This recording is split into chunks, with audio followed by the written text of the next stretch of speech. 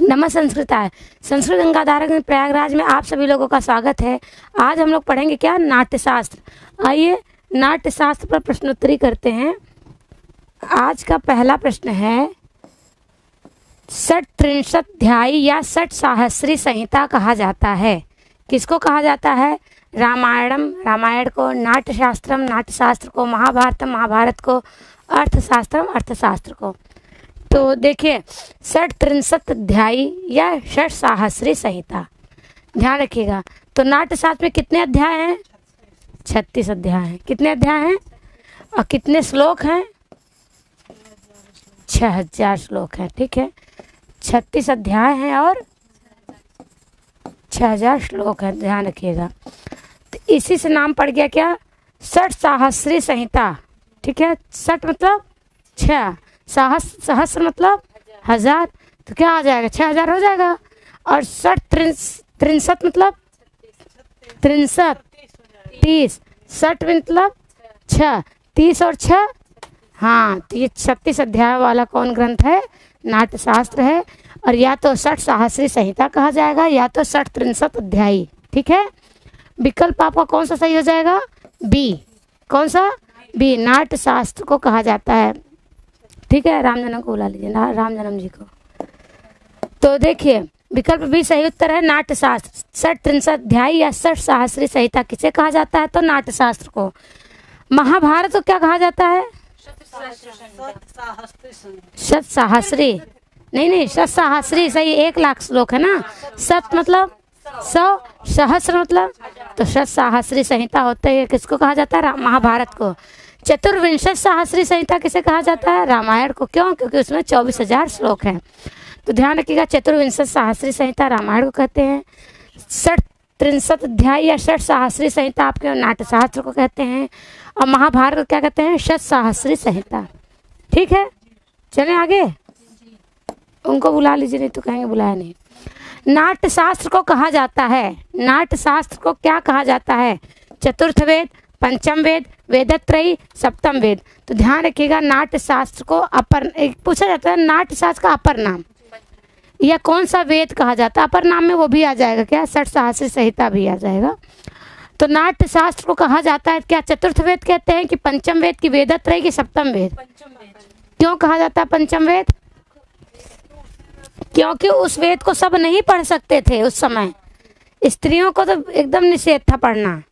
तो फिर ये हुआ, ब्रह्मा ने सारा सब कुछ चारों वेदों से कलेक्ट करके क्या किया? हाँ, 5वां वेद बनाया। तो क्या कहा गया? पंचम वेद। तो भरत मुनि के नाट्यशास्त्र को कहा जाता है क्या? पंचम वेद। चारों वेदों के बाद सब पढ़ लिख के क्या हो गया? बनाया गया। ठीक है, तो पंचम वेद नाट्यशास्त्र को कहा जाता है पंचम वेद। विकल्प बी आपका सही उत्तर हो जाएगा। वेदत्रयी में कौन कौन से आते हैं? ऋक, साम, यजुर, या ऋग्वेद, यजुर्वेद, सामवेद, 3 ही आते हैं वेदत्रयी में। चतुर्थ वेद अथर्ववेद है, या कह सकते हैं 4 वेद होते हैं, ऋग्वेद, यजुर्वेद, सामवेद, अथर्ववेद। ठीक है, चलें। भरतस्य नाट्यशास्त्रम परिचाययति। ठीक है, क्या है? भरतस्य नाट्यशास्त्रम परिचाययति। भरत के नाट्यशास्त्र के परिचय को बताइए। क्या है? क्या परिचय देता है? नाट्यम, नटस्य जीवन चरितम, नटेश्वरम, कवि शिक्षाम। क्या हो जाएगा? हाँ, तो नाट्यशास्त्र में नाटक की बात हुई है। विकल्प ए आपका सही उत्तर हो जाएगा। किसने लिखा? भरत मुनि ने, आचार्य भरत मुनि ने। ठीक है, भरत से उन्हीं का नाम आया है। विकल्प ए सही उत्तर है। नाट्यवेद केन निर्मितः? नाट्यवेद को किसने निर्मित किया? इंद्र के द्वारा निर्माण किया गया है कि ब्रह्मा के द्वारा, कि विष्णु के द्वारा, शिव के द्वारा? किसने किया है? भरत मुनि के नाट्यशास्त्र को पढ़ा होगा तो बता सकते हैं कौन किया है। हाँ, नाट्यवेद किसके द्वारा निर्माण किया गया है? ब्रह्मा जी के द्वारा। विकल्प भी सही उत्तर हो जाएगा। आइए अगला प्रश्न देखते हैं। नाट्यशास्त्र में नांदी से अभिप्रेत है। नांदी देवता, बैल, मंगलाचरण, पात्र। तो नांदी से क्या कहेंगे? नंदी बाबा तो नहीं कहेंगे, शिव जी के जो सवारी हैं। बैल नहीं कहेंगे ना, क्या होंगे? मंगलाचरण। नांदी से क्या अभिप्रेत है? मंगलाचरण। जब भी कोई ग्रंथ की शुरुआत होती है तो क्या होता है? कुछ ना कुछ मंगलाचरण होता है। ये किसी न किसी इष्ट देवताओं की अपनी अपनी सब स्तुति करते हैं, कोई विघ्न ना आए, कोई कार्य आसानी से सफलतापूर्वक हो जाए। आइए अगला प्रश्न देखें। जग्राह पाठ्यम ऋग्वेदात सामभ्यो गीतमेव च यजुर्वेदात भिन्नयान रसानाथर्वणादपि। यह उक्ति है, किसकी उक्ति है? भरत मुनि की है कि धनंजय की है कि मम्मट की? किसी की नहीं। तो ये पहले जानिए कि ये कहाँ से है, किसके ग्रंथ में है, किसके ग्रंथ में है, किस ग्रंथ में है? नाट्य शास्त्र में ना। ऐसा तो नहीं कि काव्य प्रकाश में है, ऐसा तो नहीं दस रूपक में है, ऐसा तो नहीं साहित्य दर्पण में है। कहाँ मिलता है? नाट्य शास्त्र में है। तो नाट्य शास्त्र किसने लिखा है? भरत मुनि ने। तो जाहिर सी बात है ये जो पंक्ति जग्राह पाठ्यम ऋग्वेदा सामभ्यो गीतमेव च बहुत पूछा जाता है। क्या कहते हैं कि पाठ्य वस्तु कहाँ से ली गई है? ऋग्वेद से। सामभ्यो गीतमेव च, जो सामवेद से क्या लिया गया है? गीत, गीत लिया गया ना, गीत संगीत। यजुर्वेदात भिन्नयान, अभिनयान। तो यजुर्वेद से क्या लिया गया है? अभिनय। रसानाथर्वणादपि, अर्थात अथर्ववेद से क्या लिया गया है? रस। तो ध्यान दीजिएगा, ऋग्वेद से पाठ्य या पाठ्य वस्तु, और सामवेद से गीत संगीत, यजुर्वेद से अभिनय और अथर्ववेद से रस लिया गया है। ये उक्ति किसकी है?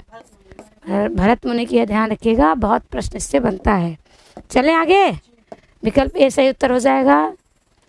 नाट्य वेदोत्पत्ति पाठ्यम कुतो जग्राह। देखिए पूछा गया ना, नाट्य वेदोत्पत्ति पाठ्यम कुतो जग्राह, पाठ्य वस्तु कहाँ से ली गई है? ऋग्वेदात, सामवेदात, अथर्ववेदात, यजुर्वेदात। ऋग्वेद से, सामवेद से, अथर्ववेद से, यजुर्वेद से। अभी अभी बताया गया है जो पाठ्य वस्तु होगी वो किससे ली जाएगी? ऋग्वेद से ली गई है। नाट्य शास्त्र में पाठ्य वस्तु जो है ऋग्वेद से ली गई है। फिर से बता दें, जो गीत संगीत है वो सामवेद से लिया गया है, जो अभिनय है वो यजुर्वेद से लिया गया है, जो रस है वो अथर्ववेद से लिया गया है। तो विकल्प ए सही उत्तर हो जाएगा। चारों वेदों से कुछ ना कुछ लिया गया है। नाट्य शास्त्रानुसारम कति नाट्य वृत्तियाः? 4, 5, 6, 2। तो नाट्य शास्त्र के अनुसार कितनी प्रकार की नाट्य वृत्ति बताई गई है? कितनी प्रकार की बताई गई है? 4। कौन कौन सी? भारती, सात्वती, आर्भटी, कैसिकी। हाँ, क्रम से हम नहीं बताए हैं तो बता दीजिए। कैसिकी, सात्वती, भारती, आर्भटी, जानिए 4 वृत्तियां हैं। ठीक है, तो विकल्प आपका ए सही उत्तर हो जाएगा। 4 वृत्तियां बताई गई हैं। नाट्यशास्त्रे प्रेक्षागृहस्य वर्णनम कस्मिन् अध्याये अस्ति? तृतीय अध्याय, द्वितीय अध्याय, पंचमे अध्याय, चतुर्थ अध्याय। अर्थात तृतीय अध्याय में, द्वितीय अध्याय में, पंचम अध्याय में, चतुर्थ अध्याय में। क्या नाट्यशास्त्र में जो प्रेक्षागृह का वर्णन है किस अध्याय में प्राप्त होता है ना? तो तृतीय अध्याय में कि द्वितीय में? तो तृतीय में क्या प्राप्त होता है? देखिए, प्रथम में तो आप लोग को पता है पंचम वेद की रचना की है, सारे चारों वेदों की सामग्री को इकट्ठा करके। ठीक है, इंद्रध्वज उत्सव पर भरत द्वारा नाट्य का अभिनय कराया गया है। द्वितीय में आपके नाट्य मंडपों की बात हुई है। ठीक है, प्रेक्षागृह की बात हुई है। ठीक है, यवनिका की, प्रेक्षाभवन आदि की बात हुई है। तृतीय में रंग देवता आदि की बात हुई है, रंग देवता की पूजा आदि का विधान किया गया है। और चौथे में अमृत मंथन, तांडव नृत्य की प्रस्तुति याद की गई है। छठवां अध्याय बहुत महत्वपूर्ण है। कौन सा? उसमें क्या किया गया है? हाँ, रसों का अध्ययन हुआ है। रसों का अध्ययन आप लोग पढ़ते हो, वही अध्याय रहता है सिलेबस में, पाठ्यक्रम में। क्या है? छठा अध्याय होता है ना, और आप ही लोग नहीं बताते हैं। रसों का विवेचन किया गया है। तो विकल्प भी सही उत्तर हो जाएगा ना। प्रेक्षागृह का वर्णन पूछेगा तो कहाँ बताएंगे? द्वितीय अध्याय में। और रसों का वर्णन पूछा जाएगा तो छठवें अध्याय में। पता चला सब भूले जा रहे हैं। ठीक, चलिए अगले प्रश्न में चलते हैं। संग्रह कारिका निरुक्तानां वर्णनम नाट्यशास्त्रस्य कस्मिन् अध्याये वर्तते? जो संग्रह कारिका का वर्णन किया गया है यह नाट्यशास्त्र के किस अध्याय में किया गया है? द्वितीय अध्याय में, चतुर्थ अध्याय में, तृतीय में, षष्ठ में। अब देखिए, इसका मतलब है कि आपके 36 अध्याय हैं। किस अध्याय में किसका वर्णन किया गया ये भी आपको जानना है। ठीक है, सबसे इम्पॉर्टेंट फिलहाल इसमें क्या है? छठवां अध्याय। उसके बाद आप जानिए कि 20वें अध्याय में क्या है? रूपक, उसके उपरूपक, उनके भेद प्रभेद की बात हुई है 20वें अध्याय में। 36 अध्याय अपना ध्यान रखिए, इम्पॉर्टेंट देख लीजिए। तो यहाँ पूछा गया है कि संग्रह कारिका जो है, इनकी जो बात हुई है, इनका जो कलेक्शन हुआ, वर्णन जो इसका हुआ, निरुक्त के किस, क्षम्यता, नाट्यशास्त्र के किस अध्याय में हुआ है? हाँ, ये भी छठे अध्याय में हुआ है और रसों का भी वर्णन छठे अध्याय में है। ठीक है, विकल्प डी सही उत्तर होगा। हाँ, चलिए। नाट्य शास्त्रे कियताम रसानाम वर्णनम प्राप्यते। नाट्य शास्त्रे कियताम रसानाम वर्णनम प्राप्यते। नाट्य शास्त्र में कितने रसों का वर्णन प्राप्त होता है? 6, 8, 9, 10। 6, 8, 9, 10। इसको बहुत बताने की जरूरत नहीं है, आप लोग को सबको पता है। सब लोग जल्दी जल्दी जवाब दीजिए। क्या है? 8 रस मानते हैं। कौन? भरत मुनि जी कितने रस मानते हैं? 8। मम्मट 9 रस मानते हैं। नवमो अपि नहीं क्या एक शांतो अपि नवमो रस है। और 10 रस कौन मानता है? विश्वनाथ जी कितने रस मानते हैं? 9। और रुद्र 10 मानते हैं। 10वां कौन सा है? निर्वेद तो चवात्सल रस। हाँ, देख लीजिएगा। फिलहाल भरत मुनि कितने मानते हैं? 8। लेकिन अगर उनको देखा जाए, किसको? मम्मट को, तो 9 रस मानते हैं। ठीक है, तो विकल्प भी सही उत्तर हो जाएगा। नाट्य शास्त्र की बात होगी तो रस कितने होंगे? केवल और केवल 8 होंगे, जो कि प्रसिद्ध हैं। विकल्प भी सही उत्तर है। चलिए अगले प्रश्न की ओर चलते हैं। नाट्य शास्त्र का 6ठ अध्याय है। लीजिए आ गया। 6वें अध्याय का नाम बताइए। नाट्योत्पत्ति अध्याय, प्रेक्षागृहोध्याय, रसाध्याय, अभिनयाध्याय। तो क्या होगा? नाट्य शास्त्र के 6ठे अध्याय का क्या नाम है? कौन सा अध्याय? हाँ, रसाध्याय है। विकल्प सी सही उत्तर हो जाएगा। ठीक है, चलिए। संस्कृत नाटका नाम प्रारंभिक रूपम दृश्यते। संस्कृत नाटकों में प्रारंभिक रूप कहाँ देखा जाता है? कादम्बरीयाम, कादम्बरी में, ऋग्वेदे, ऋग्वेद में, पंचतंत्र, पंचतंत्र, हितोपदेश, हितोपदेश में। हाँ, सर्वप्रथम क्यों? कथा वस्तु तो वही चली गई है ना। तो सर्वप्रथम कहाँ पाया जाता है? ऋग्वेद में। 4 वेद सर्वप्रथम हुए हैं। ठीक है, विकल्प भी सही उत्तर हो जाएगा। ऋग्वेदे, ऋग्वेद में। श्रृंगार, हास्य, करुण, रौद्र, वीर, भयानका, विभत्सात्, अद्भुत, संज्ञौ, चित, अष्टौ रसा स्मृता। अब इसमें आपको क्या बता सकते हैं? इसमें तो 8 रस की चर्चा हो गई। श्रृंगार, हास्य, करुण, रौद्र, वीर, भयानक, विभत्स, अद्भुत, संज्ञौ, चित, अष्टौ रसा स्मृता। वहाँ संज्ञा है। ऐसे 8 रस माने जाते हैं। कहाँ? नाट्य, काव्य, लोके, सूत्रे। नाटक में, काव्य में, लोक में, संसार में, के सूत्र में। हाँ, तो यहाँ भर जाएगा क्या? यहाँ जब रिक्त स्थान है तो क्या भरा जाएगा? नाट्य। विकल्प ए सही उत्तर हो जाएगा। अर्थात ये पंक्ति आप याद कर लेंगे तो नहीं भूलेगा। श्रृंगार, हास्य, करुण, रौद्र, वीर, भयानका, विभत्सात्, अद्भुतो, संज्ञौ। ठीक है, 8 प्रकार के रस हो गए ना। गिनती तो नहीं करानी है। कहाँ? नाट्य, नाटक में। किसके? भरत मुनि के नाट्य शास्त्र में। ठीक है। नाट्य शास्त्र से अभिनव भारती व्याख्या कर्ता कह। नाट्य शास्त्र के अभिनव भारती व्याख्या के कर्ता कौन है? आनंदवर्धन, आनंदवर्धन, अभिनव गुप्त, अभिनव गुप्त, धनंजय, धनंजय, भरता, भरत। कौन है? बोलिए, उत्तर बताइए। उत्तर हाँ, अभिनव भारती के व्याख्याकार कौन है? अभिनव गुप्त हैं। विकल्प भी सही उत्तर हो जाएगा। ठीक है, ऐसे पूछा जाएगा। उत्पत्तिवाद किसका है? भट्टलुल्लट का। ठीक है, भुक्तिवाद किसका है? भट्टनायक का। अनुमितिवाद किसका है? शंकुक का। और अभिव्यक्तिवाद किसका है? तो अभिनव गुप्त का। अव्यक्तिवाद किसका है? तो आनंदवर्धन का। तो ध्यान रखिएगा, ऐसे भी प्रश्न पूछे जा सकते हैं। अगला प्रश्न देखिए। आचार्य भरत ने किस रस को नाट्य प्रयोग में स्वीकार नहीं किया है? बहुत अच्छा आ गया। आचार्य भरत ने किस रस को नाट्य प्रयोग में स्वीकार नहीं किया? शांत, करुण, भयानक, अद्भुत। अभी अभी बात हुई है। शांतो अपि नवमो रसा कौन माना है? मम्मट ने। आचार्य मम्मट ने माना है ना। इसीलिए भरत मुनि तो 8 ही मानते हैं। तो करुण, भयानक, अद्भुत में मानते हैं, केवल शांत को नहीं मानते। विकल्प ए सही उत्तर हो जाएगा।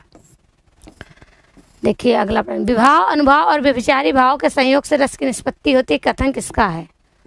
किसका कथन है? भामा का, भरत का, मम्मट का, जगन्नाथ का? विभावानुभाव व्यभिचारी संयोगाद रस निष्पत्ति। ये पंक्ति आपको पता होगा।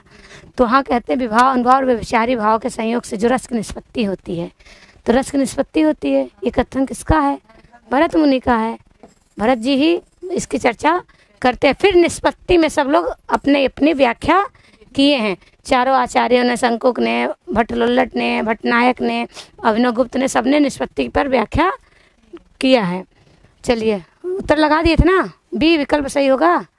आर्भटी वृत्ति कस्मिन रसे भवति, आर्भटी वृत्ति किस रस में पाई जाती है? वीर में, श्रृंगार में, कि रौद्र विभत्से या अद्भुते? किस में पाई जाती है? वीर रस में, श्रृंगार में, कि रौद्र विभत्स दोनों में, कि अद्भुत में? हाँ, आर्भटी जो है वो दो में पाई जाती है, किसमें? रौद्र विभत्स में, ठीक है, सी सही उत्तर होगा। अब वीर में क्या पाई जाती है, कौन सी वृत्ति?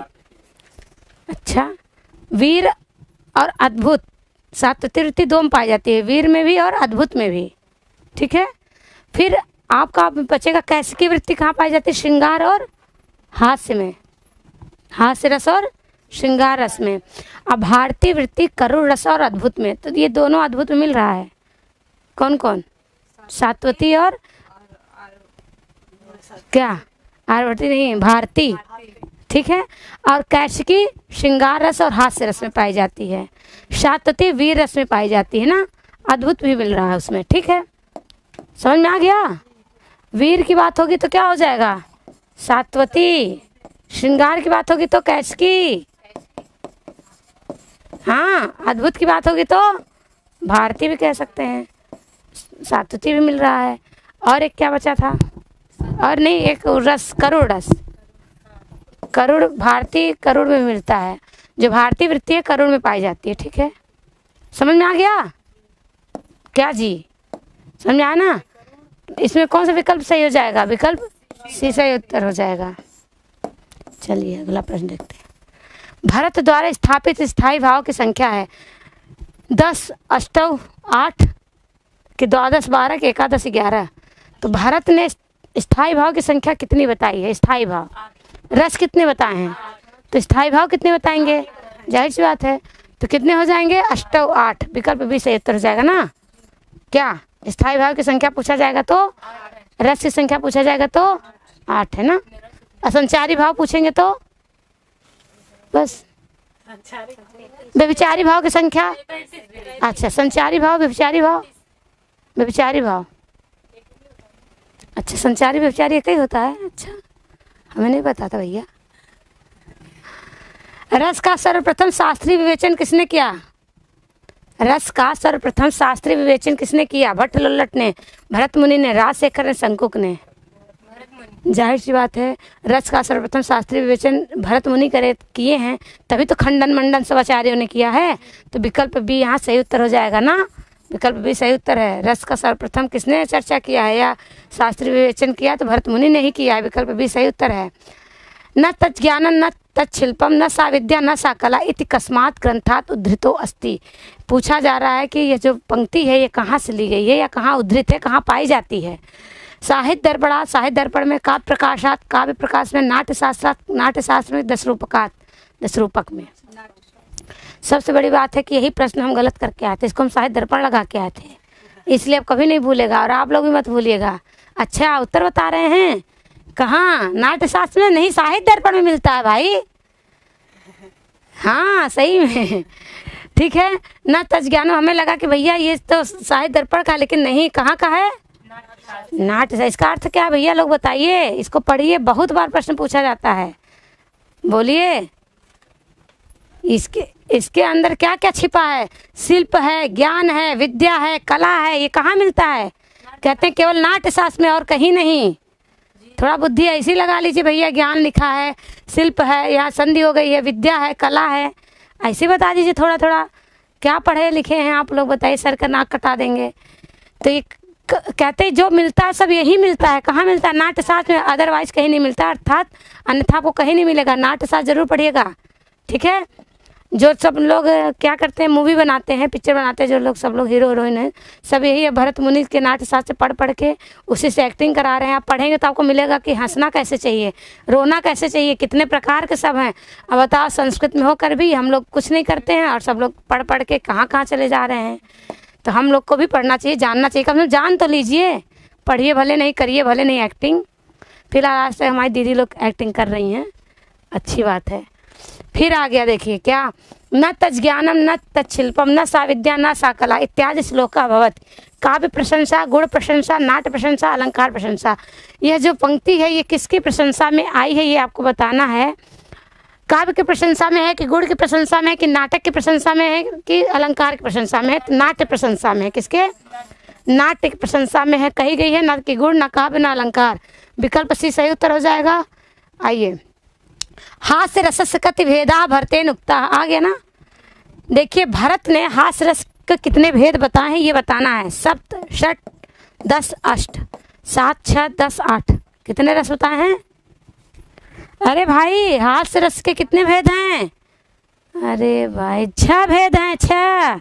दीदी लोगों, इसके लिए उत्तर देखने की जरूरत नहीं होती है, इतना आप लोग को आना चाहिए। वाह, हंसना सीखिए। हंसना 6 प्रकार के हैं। 60 कितने प्रकार के? हाँ, सबसे उत्तम हंसी मानी जाती है स्मित, जिसमें दांत उतना दिखे, केवल मुस्कुराहट जिसे कहते हैं स्माइल प्लीज। और क्या, हंसने की भी कला है। रावण की तरह नहीं हंसना, हाँ हाँ हाँ, पूरे दांत वहाँ सब दिखने लगे, ये हंसी हंसी नहीं है। 6 प्रकार की हंसी है। स्मित, हसित, विहसित, अपहसित, उपहसित, अतिहसित। नाम से देख ले, अतिहसित हाँ हाँ हाँ हाँ हाँ शुरू हो जाते हैं जो। लेकिन सबसे उत्तम कोट की हंसी मानी गई है स्मित हंसी, इसलिए स्मित केवल मुस्कुराइए, स्माइल प्लीज इसीलिए बोला जाता है। ठीक है, सब कहते हैं दांत ना दिखाओ, बड़ा दांत दिखा रही हो, तो वो नहीं। और जो हंस हंस के लोट पोट हो जाते हैं, आंख से आंसू आंसू गिरने लगते हैं, वो सब। इसलिए हंसियों के प्रकार है। हम अभी बताए ना आपसे, कौन सा विकल्प सही होगा? विकल्प बी। चिन्ह तो नहीं लगाना, ना भूल जाए, ध्यान रखिएगा। विकल्प भी सही उत्तर हो जाएगा। हंसने के 6 प्रकार हैं और 6 प्रकार को पढ़िएगा। अधम कौन है, उत्तम कौन है, मध्यम कौन है? ठीक है, तो उत्तम हंसी हंसिएगा, अधम वाली नहीं। हाँ, स्मित वाली हंसी हंसी है। नाट्य शास्त्रकार से मते गानम कतिविधम। नाट्य शास्त्रकार के मत में गान कितने प्रकार के होते हैं? सप्तविधम, त्रिविधम, द्विविधम, पंचविधम। तो देखिए, गाने के भी प्रकार पूछा गया है, गान कितने प्रकार के होते हैं। ठीक है, नाट्य शास्त्र पढ़ेंगे तो आपको गाना, एक्टिंग करना, हंसना, रोना सब आएगा। ठीक है, तो कितने प्रकार के बताए गए हैं? 5 प्रकार के। कौन कौन से गान हैं? प्रवेश, आक्षेप, निष्क्राम, प्रासादिक और आंतर। ठीक है, ये राष्ट्रगान नहीं, गान। वाह रे दीदी लोगों, विकल्प डी सही उत्तर हो जाएगा। क्या? विकल्प डी सही उत्तर है। यहाँ भी लोग बहुत उत्तर नहीं दे पा रहे, परेशान मत होइएगा, आपका कंपटीटर यहाँ आप कोई नहीं है। नाट्य शास्त्र में सब फेल हैं। हाँ, पढ़िए, इसीलिए कह रहे हैं। देखिए, आ गया, क्या आ गया? अलक्षित द्विजम धीरम उत्तमानाम स्मितम भवेत। समझ में आया कुछ? जो धीर उत्तम पुरुष होते हैं, जो धीर गंभीर पुरुष होते हैं, वो कैसी हंसी हंसते हैं? स्मितम भवेत, वो हंसी होती है जो धीर लोग होते हैं, जो वीर लोग होते हैं, जो गंभीर लोग होते हैं, कैसे हंसते हैं? हाँ, हसितम, उपहसितम, विहसितम, स्मितम। यहाँ भी दिया है, अगर आपको पता होगा तो आप जान जाएंगे। क्या? स्मितम। विकल्प डी सही उत्तर हो गया। ठीक है, कौन सी हंसी हंसेंगे? जैसे राम जन्म भैया हंसते हैं, इसे। भरतनाट्य शास्त्रम कतिषु अध्यायेषु विभक्तम अस्ति। भरतनाट्य शास्त्र में कितने अध्याय में भरत मुनि का नाट्य शास्त्र विभक्त है? 38, 39, 44, 37। 38 मतलब 38। अच्छा, इतना आता है। 39, 39, 44, 40 और 37, 36। तो शुरू में बताया गया 36 अध्याय और 6000 श्लोक हैं। ठीक है, तो कौन सा विकल्प सही हो जाएगा? विकल्प डी सही उत्तर हो जाएगा। भरतनाट्य शास्त्र में कितने अध्याय हैं? 36 अध्याय हैं। चलिए, विकल्प डी सही उत्तर कर दिए। नाट्य शास्त्र से टीकाकार हस्ती। नाट्य शास्त्र के टीकाकार कौन है? आनंदवर्धन, अभिनव गुप्त, विश्वनाथ, दंडी।